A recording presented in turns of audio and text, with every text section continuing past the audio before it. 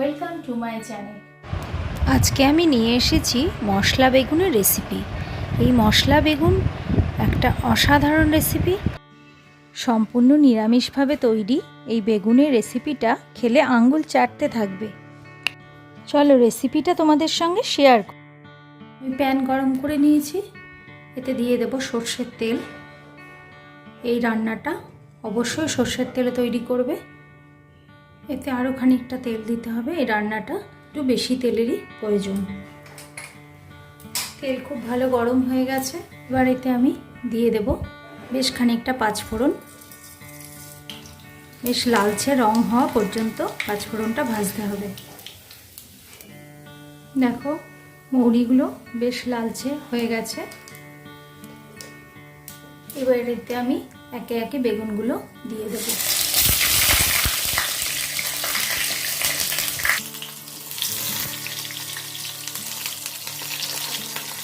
বেগুনগুলো হালকা লালচে করে ভেজে নেব।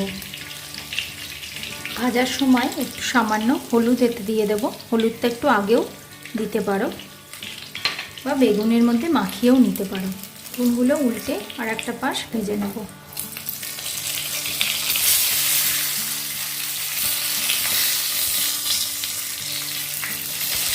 লালচে হয়ে গেছে, এবার বেগুনগুলো আমি এর থেকে তুলে নেব।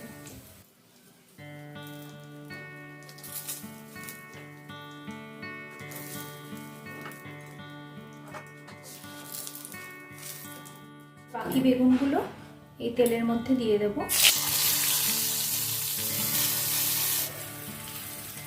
এই বেগুনগুলো এবার তুলে নেব। আর মশলাটা কষানোর জন্য আমি খুব সামান্য একটু তেল দেব। আমি যে মশলাটা এর জন্য রেডি করেছি দেখো, এতে আমি জিরে, ধনে আর শুকনো লঙ্কা একসাথে বেটে নিয়েছি। আর এই মশলাটা শুকনো শুকনো করেই তৈরি করতে হবে, এতে খুব বেশি জল দেওয়া হবে না, কারণ মশলাটা কষানোর সময় এতে আমি জল ব্যবহার করব না। বেগুন রান্নাটাতেও আমি জলের ব্যবহার করব না। এই মশলা কষিয়ে বেগুনটা রান্না হবে, সেজন্য মশলাটা খুব শুকনো করে বাটতে হবে।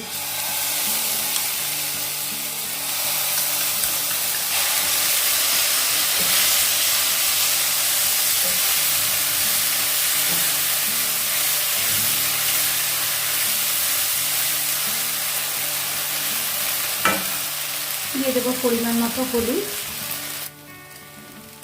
মোটামুটি একটা পরিমাণ মতো লবণ দিয়ে দিলাম। তোমরা সমস্ত মশলা এবং অন্য ইনগ্রেডিয়েন্টসগুলোকে বেগুনের পরিমাণ অনুযায়ী ব্যবহার করবে। এই রান্নাটা একটু ঝাল, নুন, মিষ্টি সমস্ত কিছু ঠিকঠাক হতে হবে, সেজন্য একটু বেশি করে চিনি ব্যবহার করলাম। দিয়ে দেবো 1 চামচ মতো কাশ্মীরি লঙ্কার গুঁড়ো। এবার সমস্ত মশলাটাকে একটু কষিয়ে নেব।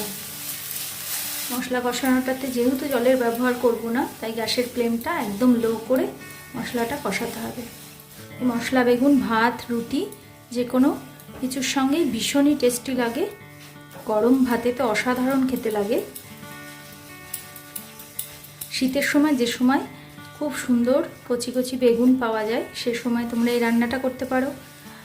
তাছাড়া বেগুন আমাদের সারা বছরই ভালো মতোই পাওয়া যায়, যে কোনো সিজনে এটা তৈরি করে খাওয়া যেতে পারে। মশলাটা সামান্য কষিয়ে নিয়েছি, বাকি মশলাটা বেগুন দিয়ে একসাথে কষানো হবে। এবার আমি বেগুনের পিসগুলো একে একে দিয়ে দেবো।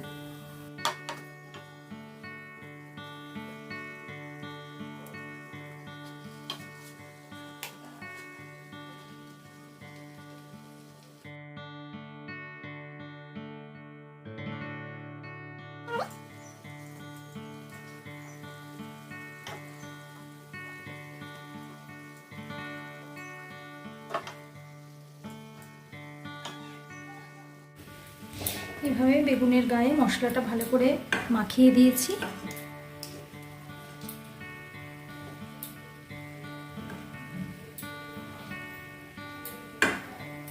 আর গ্যাসের ফ্লেমটা একদম লো করে আমি মিনিট 5-এর জন্য এটা ঢাকনা দিয়ে রাখবো, যাতে বেগুনগুলো নরম হবে, সঙ্গে মশলাটাও সুন্দরভাবে কষতে থাকবে।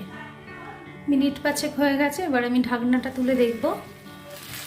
এবার আমি বেগুনগুলো একটু উল্টে পাল্টে দেবো। খুব সাবধানে নাড়তে হবে, কারণ বেগুন খুব নরম।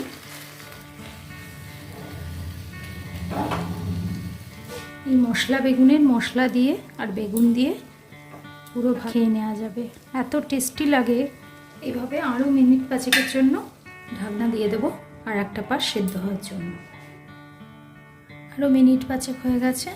মশলা বেগুনের রেসিপি আমার কমপ্লিট।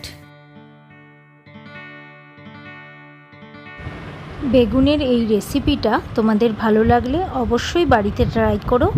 আর আমার চ্যানেলটা ভালো লাগলে লাইক, শেয়ার এবং সাবস্ক্রাইব করার অনুরোধ রইল। ভালো থেকো, সুস্থ থেকো। Thank you friends.